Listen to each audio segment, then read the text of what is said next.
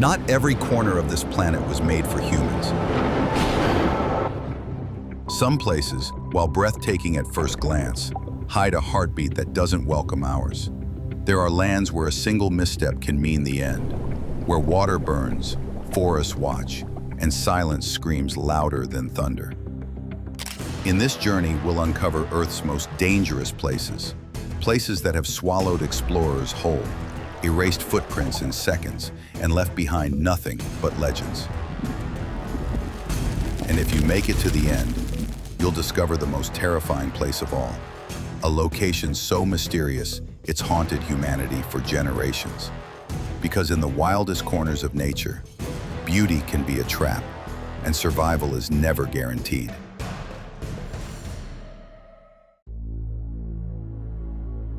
Lake Natron, the blood-red lake that turns animals to stone. There's a place in East Africa where the water runs red, and the wind carries whispers of death. This is Lake Natron, a surreal, haunting landscape in northern Tanzania. From the sky, it glows like a crimson mirror, reflecting a world that looks almost alien. But don't let the beauty fool you. The lake's temperature can reach 140 degrees Fahrenheit, and its water is so alkaline, with a pH higher than bleach, that it burns through flesh. It doesn't just kill, it preserves. Birds that skim too close, bats that lose their way, even antelope that dare to drink from its shore. They all become calcified, frozen in grotesque stillness, transformed into ghostly statues. Photographers have found their remains, wings outstretched, eyes wide open, as if the moment of death itself had been carved into stone. But here's the paradox. Every year, thousands of flamingos return. They build their nests on salt islands, raise their chicks, and thrive, somehow, where no other creature dares. What draws them back to this deadly red water? Instinct? Ritual? Something we no longer understand? Lake Natron is more than a natural wonder. It's a riddle, a place where death doesn't erase, but immortalizes. And in this world of fire, salt, and silence, survival means defying logic itself.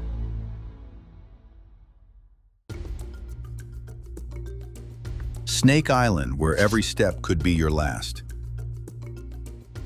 Off the coast of Brazil lies an island so dangerous, humans aren't allowed to set foot on it. No tourists, no locals, not even the bravest adventurers. Welcome to Ilha da Queimada Grande, better known as Snake Island, a place where every square meter is said to hide one deadly viper. But not just any viper. Here lives the golden lancehead, a snake so venomous it can melt human flesh and shut down your nervous system in minutes. Its venom is 5 times more potent than that of its mainland cousins. There are no warning signs, no fences, because the entire island is the warning. Over the years, legends have grown, of fishermen whose boats drifted too close, of explorers who vanished into the jungle, and of researchers who barely made it out alive, sweating and shaking beneath full-body protective gear. The Brazilian government has banned public access entirely. Only a handful of scientists, under strict permits, are allowed ashore, and even they stay only as long as absolutely necessary. This isn't a jungle, it's a biological minefield, a reminder that not all parts of Earth were made for human feet. Some places were claimed by nature long ago, and she never gave them back.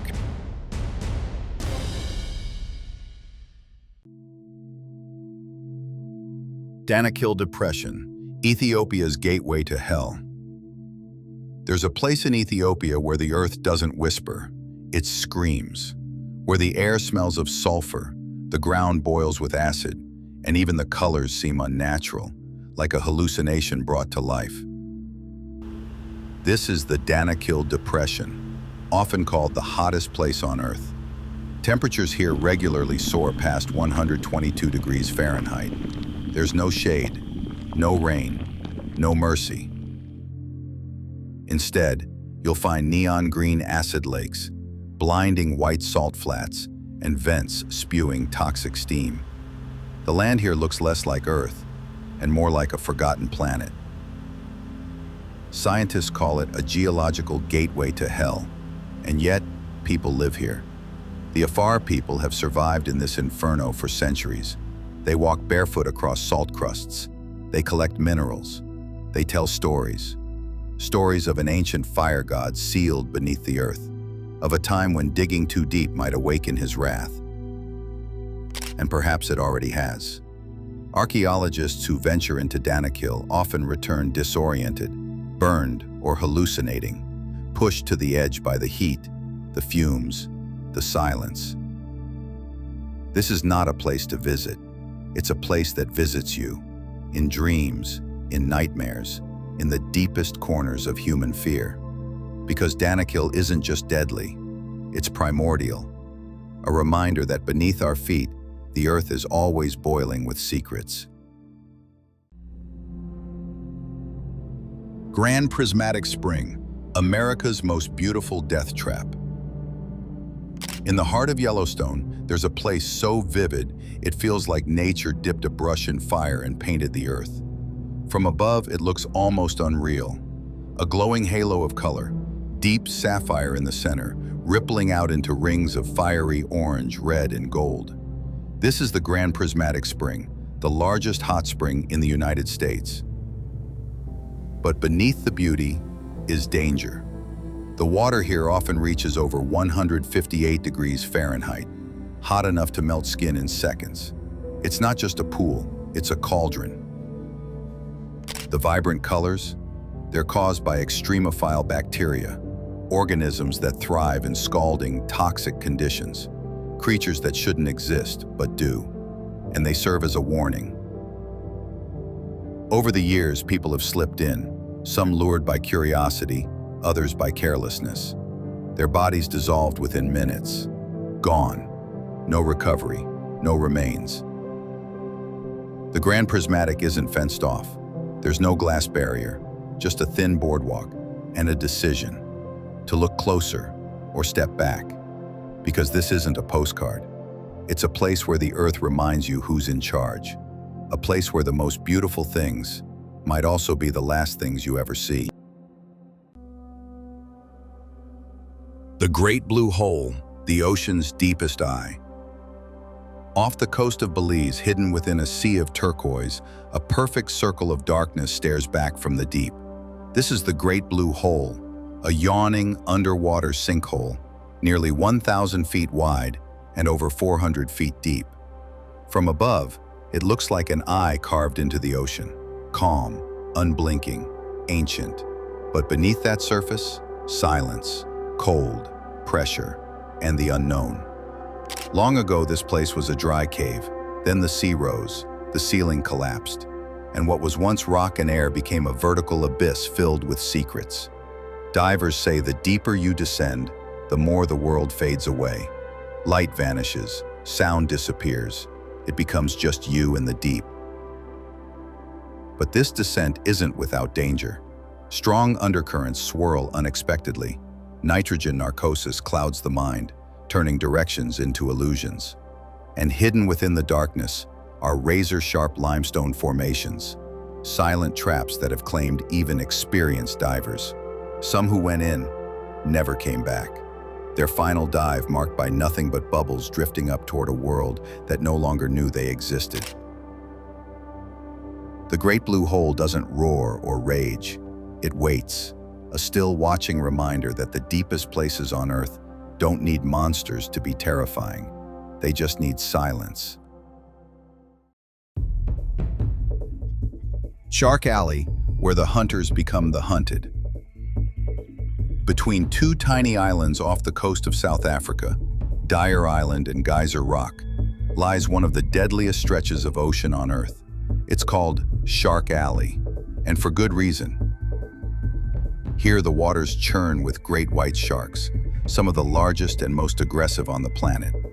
They come for the seals that crowd the nearby rocks, and they come in numbers. During mating and feeding season, the ocean becomes a stealth battleground. Hundreds of sharks glide silently beneath the waves, calm, calculating, until they strike. Footage from this place is legendary. A great white exploding from the water like a missile, jaws open, dragging a seal into the sky. Then, just as fast, gone. No splash, just silence. And while Shark Alley has become famous for cage diving, don't be fooled into thinking it's safe. Lines snap, visibility drops, and if you enter at the wrong time, you're not in a cage, you're on the menu. This is a place where you are no longer the observer, you are prey. Because in Shark Alley, the ocean doesn't welcome you, it hunts you.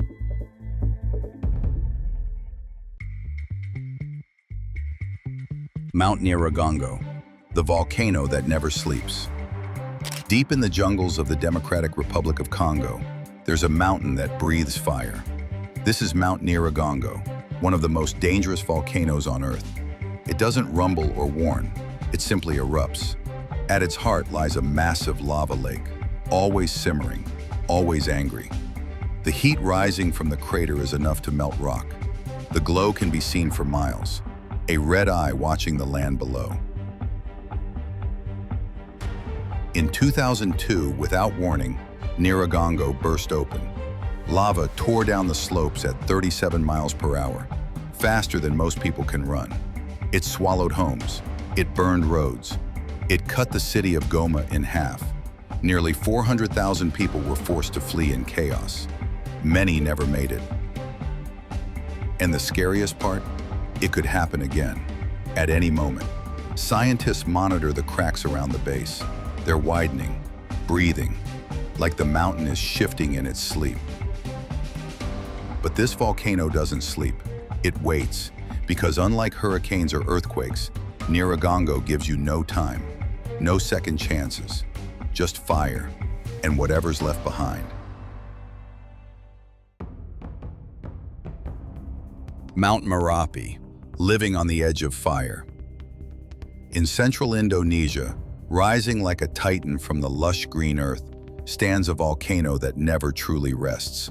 This is Mount Merapi, the most active volcano in Southeast Asia. Its name means Mountain of Fire, and it lives up to every letter of it. Over the past century, Merapi has erupted dozens of times, sending pyroclastic flows, scorching gas, rock, and ash racing down its flanks at terrifying speed. In 2010, one such eruption killed over 350 people and erased entire villages in minutes. The sky turned black, the earth shook, and the mountain reminded everyone who was in control. But here's what defies belief. People still live on its slopes. Families farm the fertile soil. Children play beneath smoke-filled skies. They build homes in the shadow of destruction. Why? Because they believe Merapi is not just a volcano, but a sacred guardian, home to ancestral spirits. They don't see eruptions as punishment. They see them as warnings, a message, a breath from something ancient, deeper than science or fear. So they stay, generation after generation, knowing that one day the mountain may speak again, not with words, but with fire. And when it does, there's no running fast enough. Rongbuk Glacier, where Everest hides the frozen dead. At the foot of the world's tallest mountain lies a river of ice, silent, endless, watching. This is the Rongbuk Glacier, the gateway to Mount Everest's northern face, in the highlands of Tibet, majestic and merciless. It's the main route for climbers attempting to summit from the Tibetan side, a path carved in snow and death. But up here, beauty is a deception. Temperatures can drop below -22 degrees Fahrenheit. Winds slice through gear and bone alike. And hidden beneath the surface lie crevasses, bottomless, waiting, patient. One wrong step and you're gone. Every year, climbers vanish without a trace. Some are swept away by sudden blizzards. Others fall through invisible holes in the ice. And some simply lie down and never get back up. And when the glacier gives them back, if it ever does, They are almost perfectly preserved.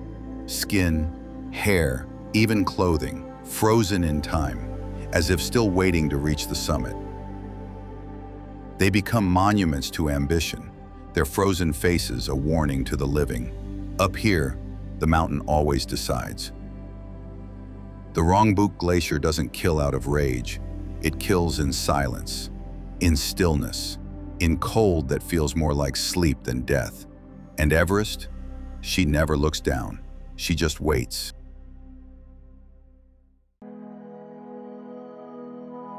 Denali, America's coldest test of will.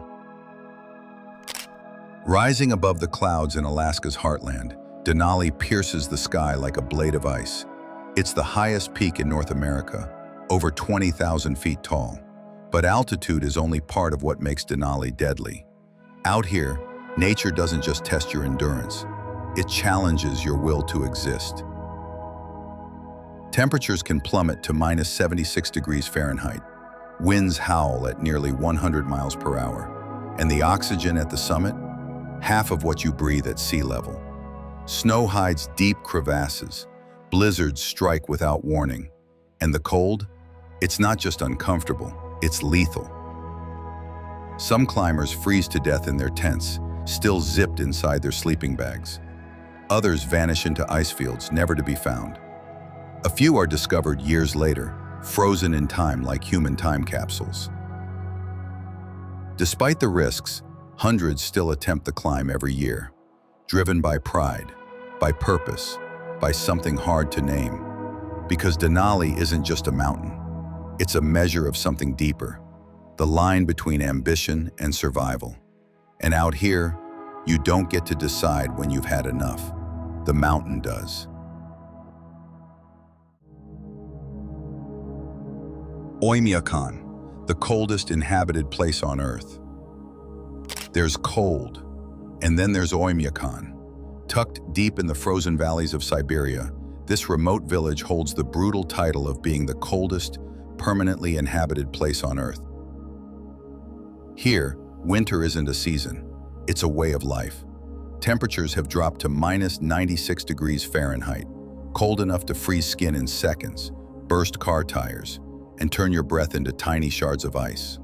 Children go to school unless it dips below minus 61 degrees Fahrenheit. Locals leave their cars running all day, because if the engine stops, it might never start again. Spit freezes before it hits the ground. Ink inside pens turns solid, and batteries die without warning. But still, people live here. They hunt. They fish through ice. They raise families in wooden homes, wrapped in layer after layer of fur and firewood. Ask them why they stay, and they won't talk about hardship. They'll talk about tradition, belonging, a kind of pride forged by generations who refuse to flee the freeze. Because in Oymyakon, survival isn't a challenge, it's an identity. Every breath is earned, every mistake costs dearly. Lose your fire, you die. Get lost, you die. Take time for granted, you might not get another chance. In a world obsessed with comfort, Oymyakon stands defiant, a frozen frontier where life doesn't just survive, it endures.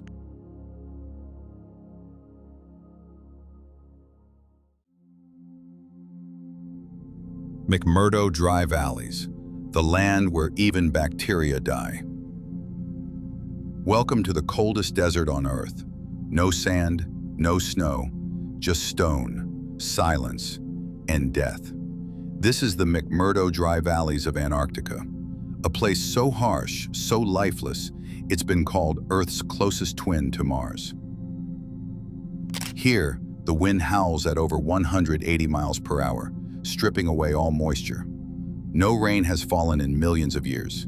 Even snow avoids this place. And while temperatures regularly plunge to minus 22 degrees Fahrenheit, it's not the cold that defines the dry valleys. It's the emptiness. No trees, no animals, not even bacteria survive. NASA uses this landscape to simulate life on other planets. Rovers are tested here. Astronauts train here. Because if you can survive the dry valleys, you just might survive the red planet. But even machines struggle. Anything that moves here, human or metal, must carry everything: oxygen, water, food, heat, power, because the land gives nothing back. There are no second chances, no shelter, no sounds, not even a bird overhead, just miles and miles of frozen silence. And in that silence, you begin to understand something.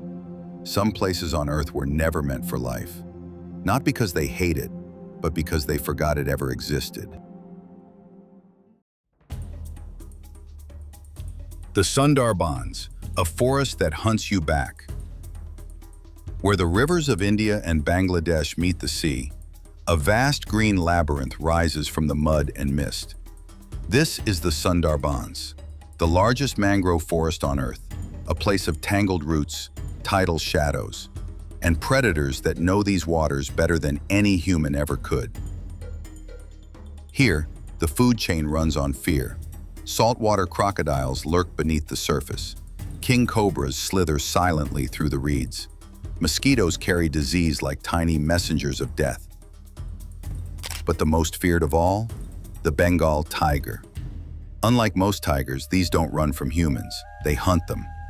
Every year, dozens of locals, fishermen, honey collectors, woodcutters, vanish, dragged into the undergrowth, never seen again. Some say the tigers here are ghosts, that they walk on air, that they remember every trespass. Villagers wear masks on the backs of their heads, hoping to trick the big cats into thinking they've been seen. But the tigers are patient. They wait. And when the time is right, they strike. Fast, final, and silent. And as if that weren't enough, the Sundarbans also face another monster, the sea itself. Cyclones slam into the delta with brutal force. Tidal surges swallow entire villages. Salt invades the soil. Fresh water disappears. This is not just a forest, it's a battlefield, where nature has every advantage and humans are just visitors. Because in the Sundarbans, you don't get to decide what kind of story you're part of. Predator, prey, survivor, vanished. The forest chooses for you. Madidi National Park, where the jungle watches you. Back, in the heart of the Bolivian Amazon lies a rainforest so vast, so untamed, that even satellite maps can't fully trace its secrets. This is Madidi National Park, one of the most biodiverse places on Earth, and one of the most disturbing. It's home to jaguars, venomous snakes, and insects carrying diseases unknown to modern science. But those aren't the creatures people fear most. What terrifies even seasoned explorers is the feeling. The sense that you're not alone, even when nothing moves. That the jungle isn't just alive, it's aware. Local tribes say every tree has a spirit, that the animals are not just animals, but guardians of an ancient realm. In 1998, a scientific expedition disappeared for 3 full days. When the team stumbled back, one man was mute, staring into the trees, unable to speak again. They said nothing followed them out, but also not all of them came back. Others report hearing whispers, seeing faces in the leaves, being watched by something just beyond the edge of vision. GPS devices fail, compasses spin, paths vanish. In Madidi, your greatest danger isn't the predator you can see, it's the presence you can't. Because this isn't just a jungle, it's something older, deeper, and it doesn't like to be disturbed. Boiling Lake, the breath of the ancestors. High in the mountains of Dominica, hidden behind walls of mist and mud, lies a lake that should not exist. A lake that has been boiling for centuries. This is Boiling Lake, one of the strangest and most dangerous geothermal phenomena on Earth. From a distance, it looks like a crater full of fog. But step closer, and you'll hear it. A deep, constant roar, like the Earth exhaling from some secret place below. The water churns and bubbles at over 197 degrees Fahrenheit. There's no shore, only unstable rock and sulfur steam thick enough to blur reality. Locals call it the breath of the ancestors. They say it's where spirits return and where the living should not linger. In 1901, a French expedition reached the lake's edge. They noted strange temperature shifts, unusual geyser patterns, and then they vanished. When search teams arrived days later, there was nothing. No bodies, no gear, not even a footprint in the mud. To this day, no one knows what happened. Scientists claim the lake sits atop a collapsed magma chamber, that it vents gas through a thin skin of rock. That sudden collapses and superheated steam can be fatal. But the locals, they whisper something else. They say the lake calls to you, that if you stand too close, it remembers your name, that it doesn't just take your body, it takes your story. Because the boiling lake isn't just water, it's a mystery, and nature never reveals her best secrets without a price. Not every beautiful place is meant to be explored. Not every path deserves your footsteps. Some landscapes dazzle the eye, but hide a deadly silence beneath the surface. Others burn, freeze, hunt, or haunt, not out of malice, but because they simply exist beyond our control. In these places, survival isn't a given. It's borrowed time. From blood-red lakes that turn life to stone, to forests that watch you from the shadows, to volcanoes that whisper warnings in fire. Nature doesn't ask for permission. She doesn't wait for you to be ready. She just is. And through it all, she leaves us with one simple truth. Some of Earth's most breathtaking wonders were never meant for us. Which of these places would you dare to face? Let us know in the comments, and don't go far, because in the next episode, we're diving even deeper into Earth's most unforgiving corners.